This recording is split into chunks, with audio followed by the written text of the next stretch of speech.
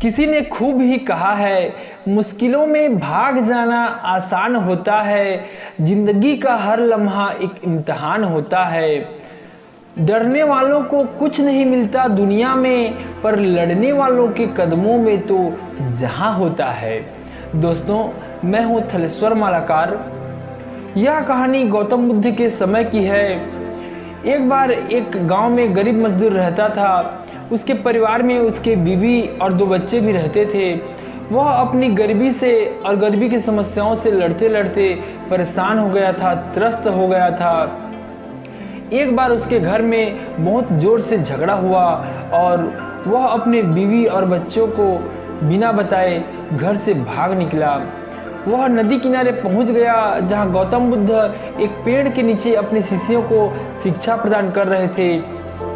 तभी वह हाथ जोड़कर गौतम बुद्ध के पास गया और बोलने लगा कि हे महात्मन, मैं अपने घर से भाग कर आया हूँ और मैं आप ही की तरह सन्यासी जीवन व्यतीत करना चाहता हूँ। गौतम बुद्ध ने उन्हें हाँ कहकर नीचे बैठने के लिए कहा। गौतम बुद्ध थोड़ी देर वहां शिक्षा प्रदान करने के बाद अपने सभी शिष्यों के साथ एक दूसरी जगह पेड़ के नीचे चले गए। गौतम बुद्ध को बड़ी जोर से प्यास लग रही थी। गौतम बुद्ध ने उस गरीब व्यक्ति को कहा कि जाओ, तुम इस मटकी को लेकर, पास ही में नदी है, वहां से एक मटकी पानी लेकर आना। तभी वह व्यक्ति गौतम बुद्ध के आदेश का पालन करते हुए उस मटकी को लेकर नदी किनारे पहुंच जाता है। तभी वह व्यक्ति देखता है कि नदी में तो बहुत सारे जंगली जानवर उथल पुथल मचा रहे हैं, स्नान कर रहे हैं।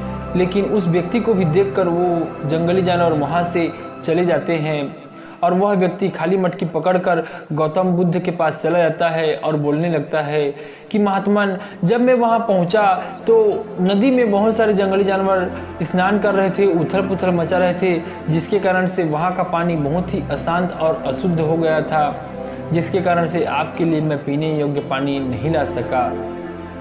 तभी गौतम बुद्ध उस व्यक्ति को बोलते हैं कि तुम फिर से जाओ और वहीं से एक मटकी पानी लेकर आना।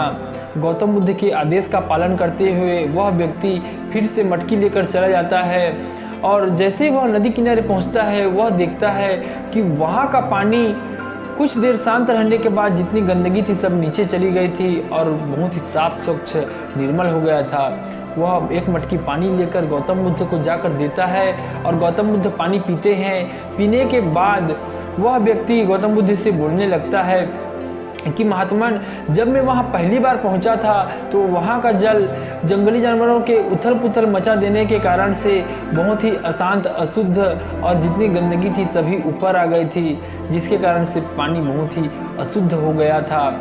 लेकिन जैसे ही मैं वहां दूसरी बार पहुंचा तो वहां का जल बहुत ही शांत, शुद्ध और जितनी गंदगी थी सभी नीचे बैठ गई थी और वहां का पानी पीने योग्य शुद्ध हो गया था। गौतम बुद्ध उस व्यक्ति की तरफ इशारा करते हुए, मुस्कुराते हुए बड़े प्यार से बोलने लगे कि मैं तुम्हें यही तो समझाना चाहता हूँ कि जब हम बड़े बड़े परिस्थितियों से, बड़ी बड़ी चुनौतियों से लड़ते हैं तो हमारा मन भी अशांत, दुखी और चिंतित हो जाता है और उस समय हमारे मन में अच्छे विचार नहीं आ पाते हैं, जिसके कारण से हम सही निर्णय नहीं ले पाते हैं। तो जब भी हम निर्णय लें, शांत मन में ही निर्णय लें, या जब हमारा मन अशांत रहे तो थोड़ी देर रुक जाए और मन जब शांत हो उसी समय निर्णय लें, क्योंकि शांत मन में ही अच्छे विचार आते हैं और उस समय लिया गया निर्णय अक्सर सही होता है।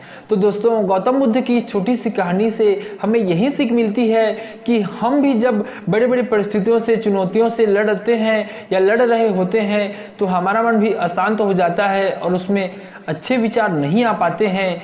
लेकिन वही मन जब कुछ देर शांत रहने लगता है तो उसमें अच्छे अच्छे विचार आने लगते हैं और उस समय लिया गया निर्णय अक्सर सही होता है।